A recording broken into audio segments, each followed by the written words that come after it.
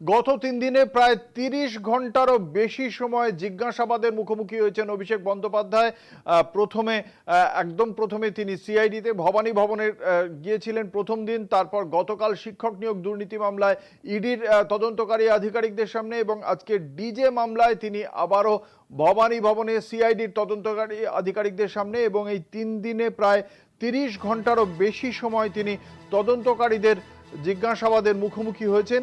এবং আজকে সকাল 12টার সময় তিনি পৌঁছে গিয়েছিলেন, বেলা 12টার সময় পৌঁছে গিয়েছিলেন ভবানী ভবনে।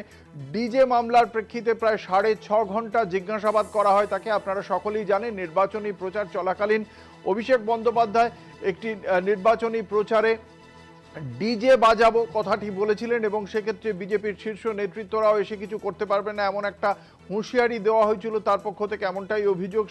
তার প্রেক্ষিতেই বিধাননগর সাইবার ক্রাইম থানায় অভিষেক বন্দ্যোপাধ্যায়ের বিরুদ্ধে একটি অভিযোগ দায়ের হয়। সেই অভিযোগকারী রাজীব সরকার, তিনিও আজকে পৌঁছে গিয়েছিলেন ভবানী ভবনে।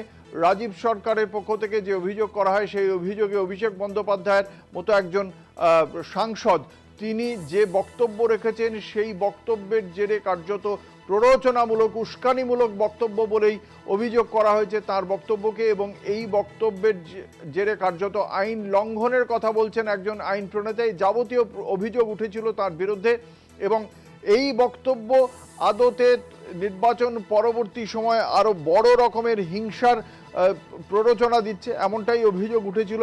তার ভিত্তিতে মামলা, এবং সেই মামলার ভিত্তিতেই এর আগে গত শুক্রবার গিয়ে অভিষেক বন্দ্যোপাধ্যায়ের বাড়িতে নোটিশ দিয়ে আসে সিআইডির তদন্তকারী আধিকারিকরা, এবং তারপর আজকে তাকে তলব করা হয়, এবং সিআইডির তলবের তদন্তে সহযোগিতা করতে অভিষেক বন্দ্যোপাধ্যায় আজকে পৌঁছে যান ভবানী ভবনে। ভবানী ভবনে বেলা 12টার সময় পৌঁছানোর পর 6:30টার সময়, প্রায় 6.5 ঘন্টা পর ভবানী ভবন থেকে বেরিয়েছেন অভিষেক বন্দ্যোপাধ্যায়। এই 6.5 ঘন্টায় একাধিক প্রশ্নবাণে বিদ্ধ করা হয়েছে অভিষেক বন্দ্যোপাধ্যায়কে। তার বিরুদ্ধে ওঠা যাবতীয় অভিযোগ নিয়েই একের পর এক প্রশ্ন করেছেন তদন্তকারী আধিকারিকরা। আমাদের সঙ্গে নিউজরুম থেকে রয়েছেন আমাদের প্রতিনিধি রিয়া মাঝি। রিয়া, তদন্তকারী আধিকারিকরা অভিষেক বন্দ্যোপাধ্যায়কে আজকে কোন কোন প্রশ্নবাণে বিদ্ধ করলেন, কি জানা যাচ্ছে সিআইডি সূত্রে? একদমই অঙ্কুর, তোমাকে জানিয়ে রাখবো যে এই মুহূর্তে যে খবর পাওয়া যাচ্ছে যে একাধিক প্রশ্নমালা যেটা সাজানো হয়েছিল অভিষেক বন্দ্যোপাধ্যায়ের জন্য, সেখানে একাধিক প্রশ্ন ছিল, এবং সেখানে যেটা দেখা যাচ্ছে ডিজে মামলায় তাকে আজকে 6.5 ঘন্টা জিজ্ঞাসাবাদ, এবং সেই জিজ্ঞাসাবাদে তাকে যে প্রশ্ন করা হয়েছিল তার মধ্যে তোমায় জানিয়ে রাখবো যে এই যে তিনি যে বক্তব্য রেখেছিলেন যে 4 তারিখের পর, অর্থাৎ রেজাল্ট বেরোনোর পর তিনি রবীন্দ্রসঙ্গীতের সঙ্গে ডিজে বাজাবেন, এই যে মন্তব্য, সেই মন্তব্য ঘিরেই কিন্তু তাকে জিজ্ঞাসা করা হয় তিনি যেই মন্তব্য করেছিলেন সেটা কি নিছকই একটা স্ক্রিপ্টেড, নাকি তিনি স্পন্টেনিয়াস বলেছেন বলে তাকে জিজ্ঞাসা করা হয়। এবং আরও একটি যেখানে তাকে বলা হয় যে কোন প্রসঙ্গে তিনি এই ডিজে বাজানোর বক্তব্য রেখেছিলেন, কোন কি সেন্টেন্স তিনি বলেছিলেন যার কারণে এই ডিজে বাজানোর বক্তব্য তিনি এনেছিলেন, এবং একই সঙ্গে তোমায় জানাবো যে কি বোঝাতে চেয়েছিলেন যে ডিজে বাজাবো বলে এই যে মন্তব্য তিনি করেছেন, সেই মন্তব্য কি কাউকে উল্লেখ করে এই মন্তব্য করেছেন সেই বিষয়ে জানতে চাওয়া হয়েছে, এবং কাদের, অর্থাৎ কাদের উদ্দেশ্য করে এই মন্তব্য বা এই বক্তব্য তিনি রেখেছিলেন, কোথায় বলেছিলেন এটা, তার কোন কোন জনসভা থেকে এই মন্তব্য তিনি রেখেছিলেন, এবং যে ভিডিও ফুটেজ এই মুহূর্তে রয়েছে তদন্তকারী আধিকারিকদের কাছে, সেই ফুটেজ কি এডিটেড নাকি ফুল ভিডিও, এবং সেই ফুটেজে যে ভয়েস শোনা যাচ্ছে এবং যে অঙ্গিভঙ্গি দেখা যাচ্ছে অভিষেক বন্দ্যোপাধ্যায়, সেটা কি তিনি নিজেই নাকি সেটা এআই, এই ধরনের একাধিক প্রশ্ন তাকে করা হয়।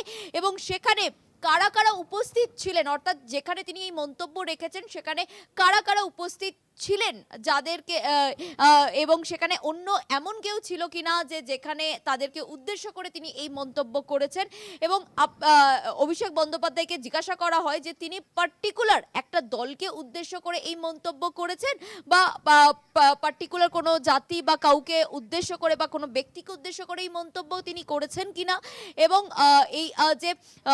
এই যে মন্তব্য যেটা একদম প্রচুরভাবে যেটা ভাইরাল হয়েছিল, সেই মন্তব্য ঘিরে কিন্তু একাধিক প্রশ্ন, যার মধ্যে তাকে জিজ্ঞাসা করা হয়েছে যে এই যে মন্তব্য তার এই ডিজে বাজানো, সেই বক্তব্য কি তিনি বা তার দল এটাকে ভাইরাল করেছেন, এবং যদি করে থাকেন সেক্ষেত্রে তারা কেন ভাইরাল করেছেন, কোন মোটিভ নিয়ে এই বক্তব্যটাকে তারা ভাইরাল করেছেন।